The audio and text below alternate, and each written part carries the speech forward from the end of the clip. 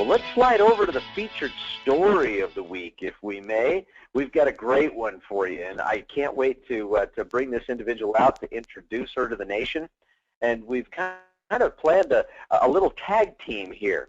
What we've done is we have one of our newly inducted FAB members. That's right, newly inducted FAB members, Mr. Rob Lett from Atlanta, Georgia, coming on out here to introduce this week's featured story, a gal that he's come to know and is really doing some terrific things. So, Rob, I'm going to let you do the introductions.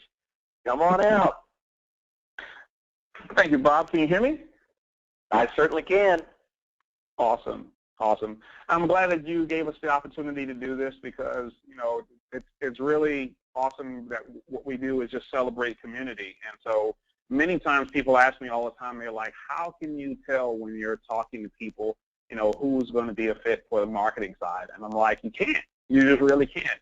You know, people surprise you all the time. And so one of the people that we really, really watched her come into our own is Candy Wigner, and we just wanted to bring her out this evening. And so Candy, if you can come on out here and let's just talk a little bit. I know a little bit about your background, but just wanted to help you to share your story with the nation. Candy, are you on?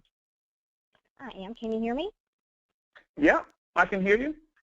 Now, I already know a little bit about your background and some of the things that you overcome and everything, but tell everyone what your background is. What were you doing before Renatus? Okay, basically what I was doing before Renatus was I was a single mom and I was working in law enforcement. And it's not a big secret that people who work in public service barely get paid little to over poverty level. And when you add in 2 kids, it takes you below poverty level. I was basically working over 90 hours per week. I was begging them to let me work that many hours. And as a result of that, my kids had to move to the back burner.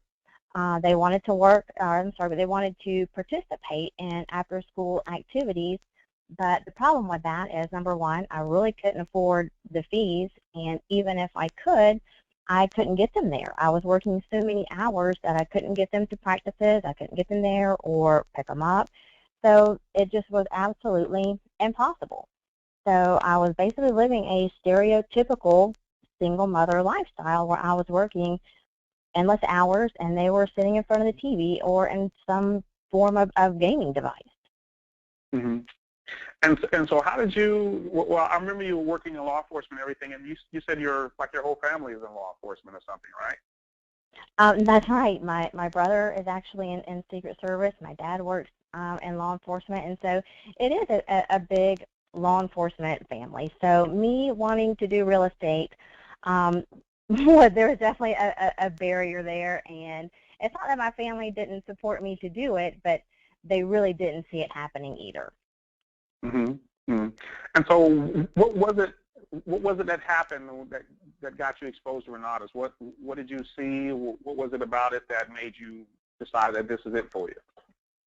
Well, over the years, I've also attended, like many of the people here on the line, I attended numerous seminars, and I read as many, real estate investing books as I could get my hands on and took as many notes as possible.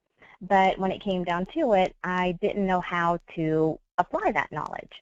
And so in the spring of 2011, I responded to an ad, and I believe it said, real estate investor seeks apprentice. So after a few days after responding, I was actually introduced to Lori Burkhead. And she had told me about how she was exposed to Rich Dad and all those type things. So we ended up getting a good relationship, and how she explained to me how Renatus was different. It just wasn't about education. It was the community and the hands-on training. And for me, that's all I needed to know. I was in. I didn't know how I was going to get in. I didn't know how I was going to do it, but I knew that I was going to do it. And I really didn't give myself the option to back out. She gave me step-by-step on exactly what I needed to do, and that's what I did. I remember it's really fun because I remember back when, you first were getting started, and I just remember hearing your name in the community. And for a while, we didn't even meet. Like, I was just hearing you, by phone or seeing you invite some guests, and then finally you started coming up to the workshops. And little bit by little bit, I kind of saw your commitment go up. Like you come to one workshop, and then you come to 2 workshops, and then before long, it's like you were attending the IMA trainings and everything. And so I saw you at a bunch of things with John Ferguson and a bunch of different leaders that came.